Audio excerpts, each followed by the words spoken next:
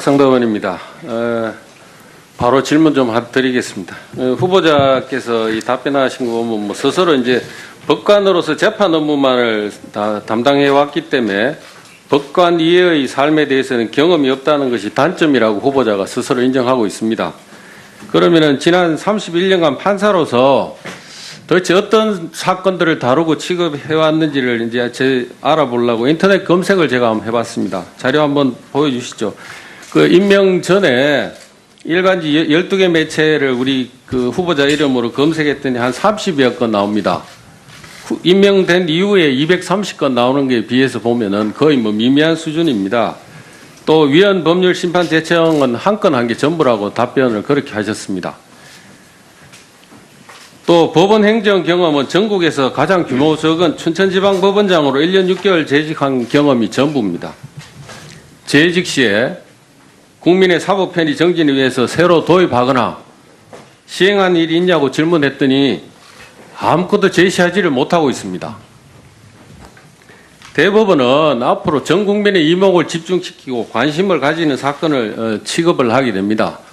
그런데 후보자처럼 경험과 경륜이 부족한 분이 대법원장으로 바로 들어가자마자 대법원을 운영하면 초보 운전자가 대법원을 운영하는 거하고 같습니다. 그러면 국민들이 조마조마하게 봐야 됩니다. 대법관 후보로 이제 나서신 거라고 하면은 저희들도 이해할 수 있습니다. 뭐 대법원장이나 대법관 도움을 받아서 이런 그 일 처리를 해나가면 됩니다만 대법원장은 통솔하기 때문에 그와 격이 다른 자리입니다. 제가 봐서는 후보자의 이런 경력만으로 바로 대법원장 가기에는 옷이 지금 저는 너무 크다고 생각합니다. 동의하십니까? 물론 우려하시는 바는 제가 알아듣겠습니다만은 지금 시대에서 구하는 대법원장 상은 꼭 그와 같은 권위와 경력을 갖춘 분이어야 되는지는 조금 의문입니다. 자, 그럼 또 좀 묻겠습니다. 대법원장 후보로서 갖춰야 될 경력이 저는 좀 부족하다고 봅니다. 그런데 이렇게 내세울 게 없으니까 후보자가 보여주기 위한 쇼를 했다는 지적이 있었습니다. 지명된 다음 날 양승태 대법원장 면담하러 가면서 관용차가 아닌 대중교통 이용한 것을 두고 그렇게 얘기를 했습니다. 후보자는 늘 그전에 관용차 이용하다가 언론 시선을 받는 날 맞춰서 대중교통을 이용했습니다. 국민의 관심을 끌기 위해서. 저는 그렇게 보고 있습니다. 관용차를 이용하면 시간을 맞추지 못할 우려가 있기 때문에 시간 맞추기 위해서 대중교통 이용했다고 후보자께서 그렇게 언론에 답변하신 걸로 알고 있습니다만 대중교통보다 관용차가 시간 준수하는 게 쉽지 않습니까? 그거는 제가 그 답변을 맨 처음에 사실은 제가 지명 발표를 듣고 대법원장님과 예방 시간을 정한 다음에 가는 것에 관해서 이야기를 할 때 이게 과연 저에게 차가 주어지기는 춘천지방법원장의 직무를 수행하라고 줬는데 이게 춘천지방법원장으로서의 일인지 아니면 저 개인의 일인지 의문이 들었습니다. 후보자께서 대통령이 하시는 일이 공무냐 대통령의 명을 받아서 하는 일이 공무인지 아닌지 의문을 가졌다는 이런 말씀이신데요. 아니, 후보자의 경험 부족이라는 게 제가 이런 거를 말씀드리는 겁니다. 대통령의 명을 받아서 한 겁니다. 대통령이 명을 받아서 하는데 그게 공무지 왜 공무가 아닙니까? 인사명령을 받았는데. 자, 춘천지방 양승태 대법원장 면담한 22일 날 일정을 제가 받았습니다. 한번 보시죠. 보시면은 중간에 관사 11시 55분경에 관사에 가셔서 관사에 좀 계시다가 12시 55분에 터미널로 간 걸로 되어 있습니다. 시간 맞추기 위해서 가셨다는 말씀은 이게 일치하지 않지 않습니까? 이게. 그것은 두 번째 그 이유였고 첫 번째는 조금 전에 말씀하신 것처럼 이게 차가 춘천지방법원장의 직무를 위한 것인데 그 점에 혼란이 좀 있어서 관용차를 쓸 생각도 했었는데 나중에 최종적으로는 쓰지 않는 것으로 하였습니다. 저는 관용차를 쓰면 혹시 그러면은 저희들한테 답변할 때도 그렇게 말씀하셨어야죠. 시간 맞추기 위해서 했다고 말씀하시면은 안 되죠. 일부 답변에는 그렇게 나간 것이 있습니다. 예. 하여튼 대통령 제가 경륜이 모자라다고 하는 말씀 잘 한번 다시 새기시기 바랍니다. 그 공문지 개인 업무인지 이런 거 구분을 이거 대통령이 시키는 걸 이걸 공문인지 아닌지 개인 일인지 아닌지 모르겠다고 얘기하면은 어떡합니까? 그 다음에 그 후보자께서 관용차 이용한 걸 저도 한번 봤습니다. 자료 한번 보시죠. 보시면은 대법원도 여러 차례 다녀오셨습니다. 4차례, 5차례 관용차로 다녀오시고, 이러면 시간 일정을 잘 알 수 있는 겁니다. 그런데도 불구하고 후보자께서 그 일종의 쇼를 한 거 아니냐 그런 생각을 저희들이 할 수밖에 없습니다. 결코 그렇지 않습니다. 알겠습니다.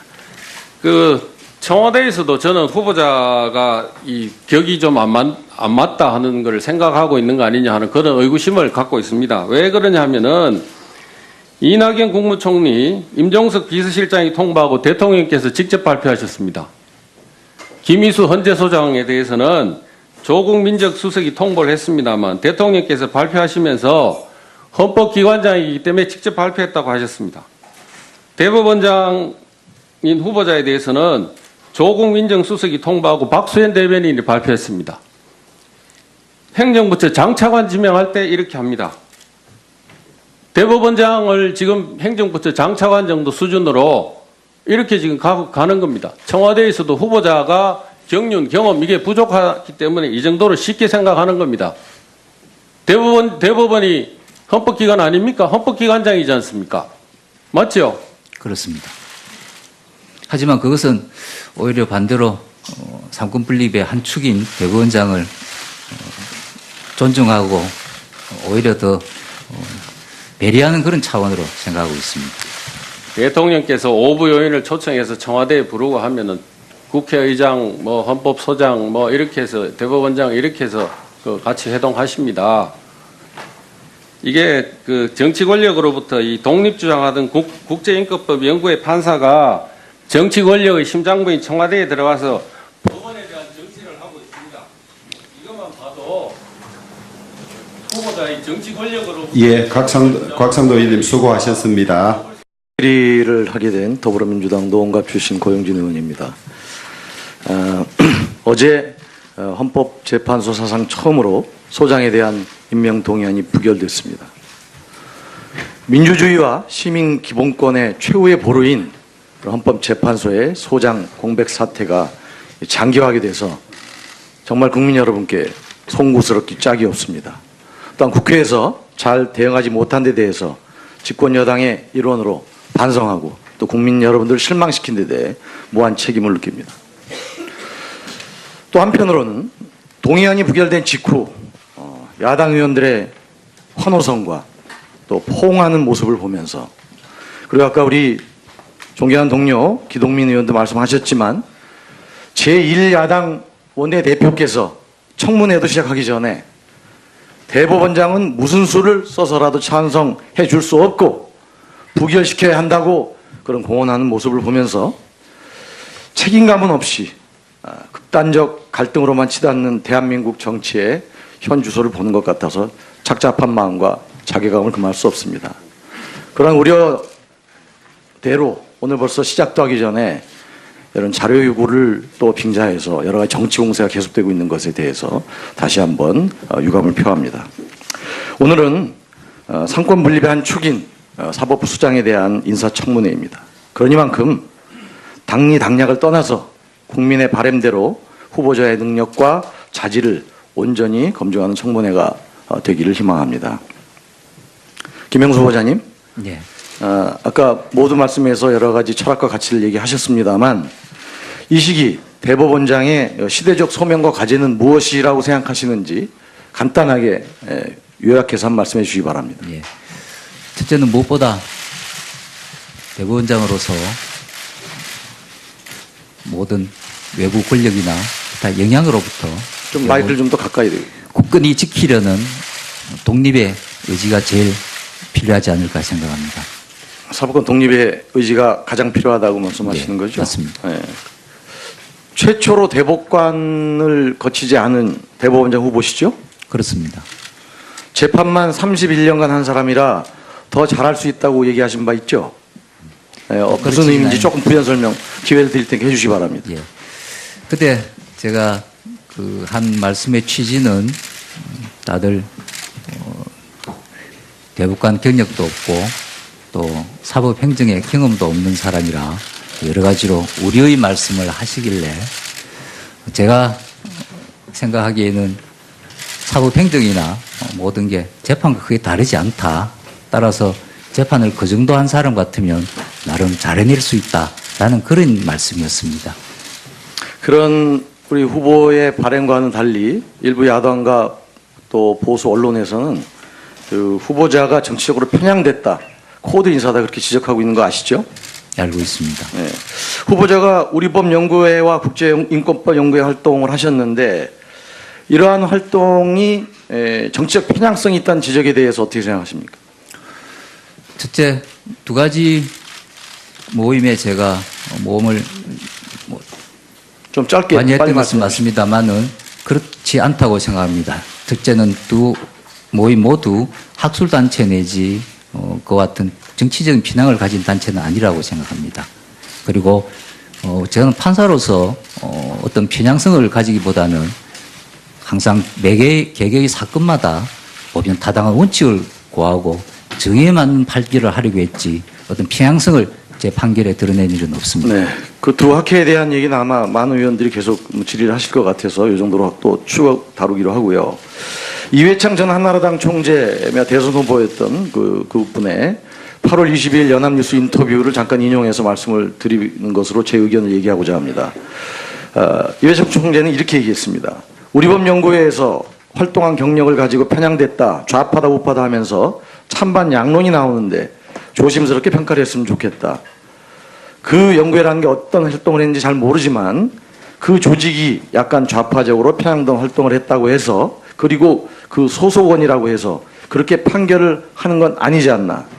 제일 중요한 것은 법관이든 대법관이든 보편 타당한 가치관을 가져야 한다는 것이다. 이렇게 얘기했는데 여기 동의하시죠? 그렇습니다. 코드 인사라는 지적이 있습니다. 아마 야당이 주장하는 코드 인사라는 건 부정적 의미로 이걸 사용하고 있는 건데 임명권자가 측근이나 연출 또 보훈을 통해서 자기와 비슷한 생각, 성향, 사상을 가진 사람을 임명을 해가지고 임명권자의 뜻에 맞게 해당 부처 기관을 운영토록 하고자 하는 것 이렇게 아마 의미하는 것 같습니다. 우선 이걸 한번 검토해 보겠습니다. 후보자는 문 대통령과 무슨 관계가 있습니까? 아무런 관계가 없습니다. 뭐 이전에도 알고 지낸 바 없습니까? 그렇습니다. 조국 민정수석과는 어떤 관계가 있습니까? 그분의 명성은 알고 있었지만은 이번 지명 통보 받는데 그때 연락받은 것 말고는 일체 연식이 없습니다. 김형년 청와대 법무비서관과는 잘 알고 계시죠? 그렇습니다. 그 비서관이 이번 추천 과정에 어떤 역할을 했습니까? 그것은 자세히 알지 못하겠습니다. 그냥 그 여러 가지 인사 검증에 그 필요하니 뭐 전화가 필요하다고 해서 연결하고 통화한 게 답니까? 그렇습니다. 따로 만난 적은 없습니까? 그렇습니다. 후보자가 누구보다도 법관의 독립과 법관들의 자치를 강조해 왔다는데 사실입니까? 그렇습니다. 예를 하나만 들어주십시오. 통상 각급 법원에서 인사가 끝나고 나면 사무분담을 하게 되는데 저는 그 사무분담을 제 자유로 한 것이 아니고 판사회의를 통해서 사무분담을 하도록 하고 제가 그 상당성을 검토한 다음 모두 그대로 추인하였습니다. 그런 후보자의 여러 가지 활동들은 일반적인 평가를 받고 있는 것 같습니다. 청와대가 사법부를 자기 뜻대로 운영해 줄 사람을 원했다면 앞뒤가 맞지 않는 일이다. 이렇게 생각을 합니다. 그래서 결론적으로 후보자가 특정 연구에서 활동을 했다고 해서 그리고 몇 가지 사안에 대해서 진보적인 답변을 했다고 해서 정치적으로 편향됐다거나 코드 인사라고 하는 건 타당하지 않고 반대를 위한 반대라고 생각합니다. 시간이 얼마 안 남았는데 사법부 블랙리스트 관련해서 후보자 입장 묻고자 합니다. 대법원장이 되신다면 문제가 된 사법부 블랙리스트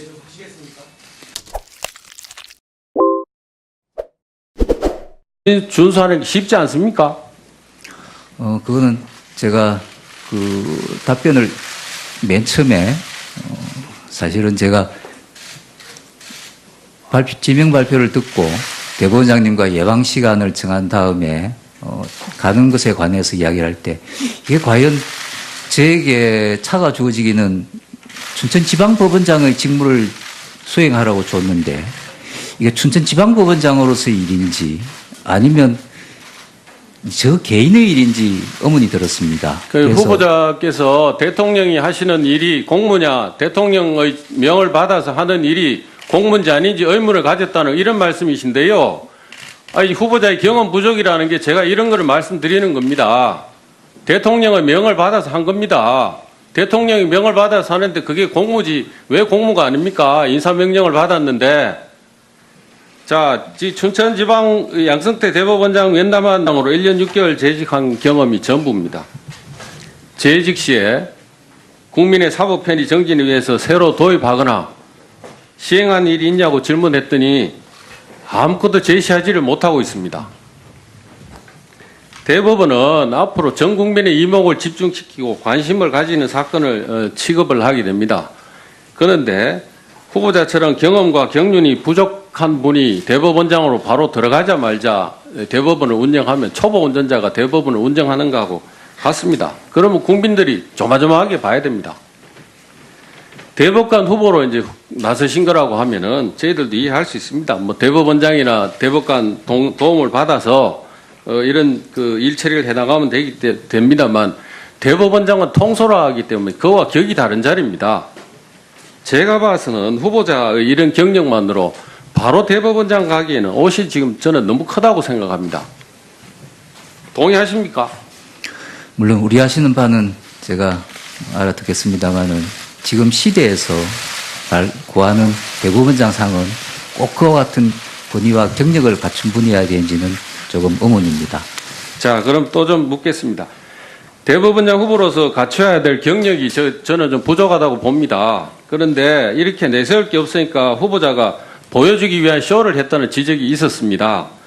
지명된 다음 날 양승태 대법원장 면담하러 가면서 관용차가 아닌 대중교통 이용한 것을 두고 그렇게 얘기를 했습니다.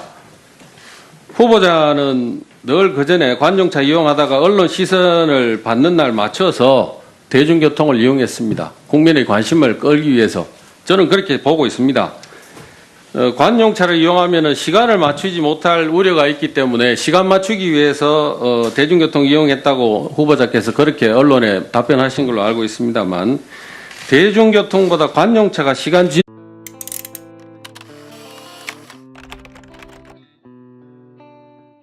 박상도 의원입니다. 바로 질문 좀 드리겠습니다. 후보자께서 이 답변하신 거 보면 뭐 스스로 이제 법관으로서 재판 업무만을 다 담당해 왔기 때문에 법관 이외의 삶에 대해서는 경험이 없다는 것이 단점이라고 후보자가 스스로 인정하고 있습니다. 그러면은 지난 31년간 판사로서 도대체 어떤 사건들을 다루고 취급해 왔는지를 이제 알아보려고 인터넷 검색을 제가 한번 해봤습니다. 자료 한번 보여주시죠. 그 임명 전에 일간지 12개 매체를 우리 그 후보자 이름으로 검색했더니 한 30여 건 나옵니다. 임명된 이후에 230건 나오는 게 비해서 보면은 거의 뭐 미미한 수준입니다. 또 위헌 법률 심판 대청은 한 건 한 게 전부라고 답변을 그렇게 하셨습니다. 또 법원 행정 경험은 전국에서 가장 규모 적은 춘천지방법원장 22일 날 일정을 제가 받았습니다. 한번 보시죠. 보시면은 중간에 관사 11시 55분경에 관사에 가셔서 관사에 좀 계시다가 12시 55분에 터미널로 간 걸로 되어 있습니다. 시간 맞추기 위해서 가셨다는 말씀은 이게 일치하지 않지 않습니까? 이게 그것은 두 번째 그 이유였고 첫 번째는 조금 전에 말씀하신 것처럼 이게 차가 춘천지방법원장의 직무를 위한 것인데 그 점에 혼란이 좀 있어서 관용차를 쓸 생각도 했었는데 나중에 최종적으로는 쓰지 않는 것으로 하였습니다. 저는 관용차를 쓰면 혹시 그러면은 줄 알았지. 저희들한테 답변할 때도 그렇게 말씀하셨어야죠. 시간 맞추기 위해서 했다고 말씀하시면은 안 되죠. 일부 답변에는 그렇게 나간 것이 있습니다. 예. 하여튼 대통령 제가 경륜이 모자라다고 하는 말씀 잘 한번 다시 새기시기 바랍니다. 그 공문지 개인 업무인지 이런 거 구분을 이거 대통령